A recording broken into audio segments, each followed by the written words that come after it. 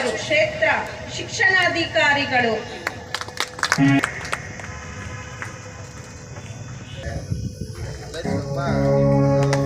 ಅದೇ ರೀತಿಯಾಗಿ 8 ಗಂಟೆಗಳ ಕಾಲ ನಿಗದಿ ಮಾಡಿ ಕಾರ್ಮಿಕರಿಗೆ ಏನೇನು ಸೌಲಭ್ಯ ಕೊಡಬೇಕು ಎಲ್ಲವನ್ನ ಕೊಡಿಸ್ಕೊಂಡ ಮಹಾನುಭಾವ ಡಾಕ್ಟರ್ ಬಾಬಾ ಸಾಹೇಬ್ ಅಂಬೇಡ್ಕರ್ ಅವರು.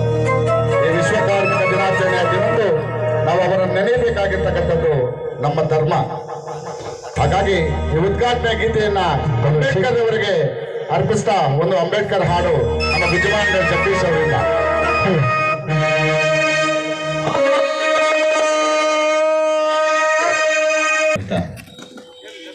PO ರಂಗಾರಾಮಯ್ಯ ಅವರೇ, SI ಮಂಜುನಾಥ್ ಅವರೇ, ಮೆಕ್ಯಾನಿಕ್ ಶ್ರೀನಿವಾಸ್ ಅವರೇ, ಬಾಬು ಅವರೇ, ಸುಬ್ರಹ್ಮಣ್ಯ ಅವರೇ, ಹಾಗೂ ಎಲ್ಲ ಗಣ್ಯಾತಿ ಗಣ್ಯರೇ, ಹಾಗೂ ಪತ್ರಿಕಾ ಮಿತ್ರರೇ, ಮಾಧ್ಯಮ ಮಿತ್ರರೇ, ಮತ್ತು ನನ್ನ ಕಾರ್ಮಿಕ ಬಂಧುಗಳು ಎಲ್ಲರಿಗೂ ಪ್ರಥಮವಾಗಿ ವಿಶ್ವ ಕಾರ್ಮಿಕ ದಿನಾಚರಣೆಯ ಶುಭಾಶಯಗಳನ್ನು ತಿಳಿಸುತ್ತಾ ಈ ಒಂದು ಸಂದರ್ಭದಲ್ಲಿ ನಾನು ಕೆಲವು ಮಾತುಗಳನ್ನು ಹೇಳಲು ಬಯಸುತ್ತೇನೆ.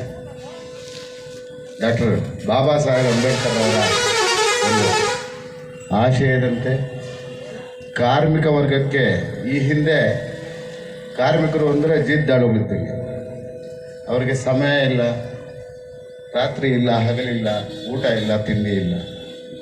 ಸೊ ಆ ಒಂದು ಅವ್ಯವಸ್ಥೆಯನ್ನು ಕಂಡು ಡಾಕ್ಟರ್ ಬಾಬಾ ಸಾಹೇಬರು ಒಂದು ಈ ಕಾರ್ಮಿಕರಿಗೆ ಒಂದು ಸಮಯ ನಿಗದಿಪಡಿಸಬೇಕು ಅಂತ ಅವರು ನನ್ನ ಕಾರ್ಮಿಕ ಸಚಿವರಾಗಿದ್ದಾಗ ಈ ಒಂದು ಕಾರ್ಮಿಕರ ಬಗ್ಗೆ ಆ ಒಂದು ಸಮಯದಲ್ಲೇ ಅತ್ಯಂತ ಕಾಳಜಿಯಿಂದ ಸಮಯವನ್ನು ನಿಗದಿಪಡಿಸಿದರು.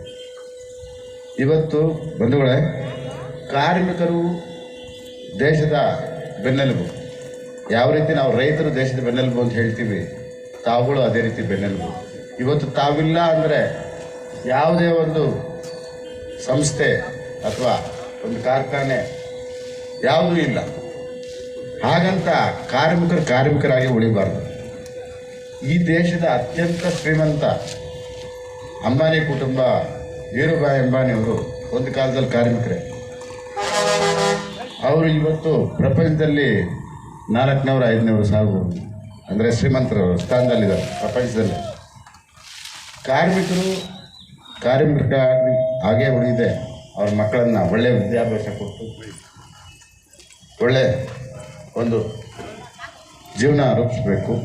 ನಾವು ಕಾರ್ಮಿಕರು ನಾವೇನು ಮಾಡೋದಕ್ಕಾಗಲ್ಲ, ನಮ್ಮ ಮಕ್ಕಳು ಇದೇ ರೀತಿ ಕಾರ್ಮಿಕರಾಗಬೇಕು ಅನ್ನೋದನ್ನು ಬಯಸಬಾರ್ದು. ಕಾರಣ ಏನಪ್ಪ ಅಂತಂದರೆ ಇವತ್ತು ಸರ್ಕಾರ ಎಲ್ಲ ರೀತಿ ಸವಲತ್ತುಗಳನ್ನು ಸಾರ್ವಜನಿಕರಿಗೆ ನೀಡ್ತಾ ಇದೆ. ಅದನ್ನು ಸದ್ಬಳಕೆ ಮಾಡಿಕೊಂಡ್ರೆ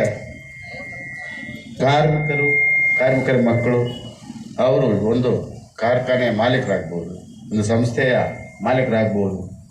ಈಗ ಸರ್ಕಾರದ ಸವಲತ್ತುಗಳನ್ನು ತಾವುಗಳೆಲ್ಲರೂ ಉಪಯೋಗಿಸ್ಕೊಂಡು ತಮ್ಮ ಮಕ್ಕಳ ಭವಿಷ್ಯ ಉಜ್ವಲವಾಗಲಿ ಅಂತ ಹೇಳ್ತಾ ತಮಗೆ ಈ ಒಂದು ವಿಶ್ವ ಕಾರ್ಮಿಕ ದಿನಾಚರಣೆಯ ಶುಭಾಶಯಗಳು ಮತ್ತೊಮ್ಮೆ ತಿಳಿಸುತ್ತಾ, ನನಗೆ ಬೇರೆ ಒಂದು ಕಾರ್ಯ ಇದೆ.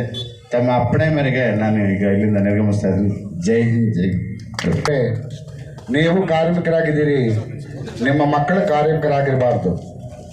ನಿಮ್ಮ ಮಕ್ಕಳಿಗೆ ಒಳ್ಳೆಯ ಶಿಕ್ಷಣವನ್ನು ಕೊಡಿಸಿ, ನಿಮ್ಮ ಮಕ್ಕಳನ್ನು ಒಳ್ಳೆಯ ಅಧಿಕಾರಿಗಳನ್ನಾಗಿ ಮಾಡಬೇಕಂತ ಜವಾಬ್ದಾರಿಯನ್ನು ನೀವು ತೆಗೆದುಕೊಳ್ಬೇಕು ಅಂತ ಈ ಸಂದರ್ಭದಲ್ಲಿ ಅವರು ಕರೆ ಕೊಟ್ಟಿದ್ದಾರೆ.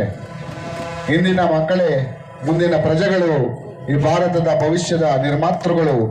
ಅವರನ್ನು ನೀವು ತಯಾರು ಮಾಡಬೇಕು ಅಂತ ಹೇಳಿರ್ತಕ್ಕಂಥ ಮುನಿಯಟ್ಟಪ್ಪ ಸರ್ ಅವರಿಗೆ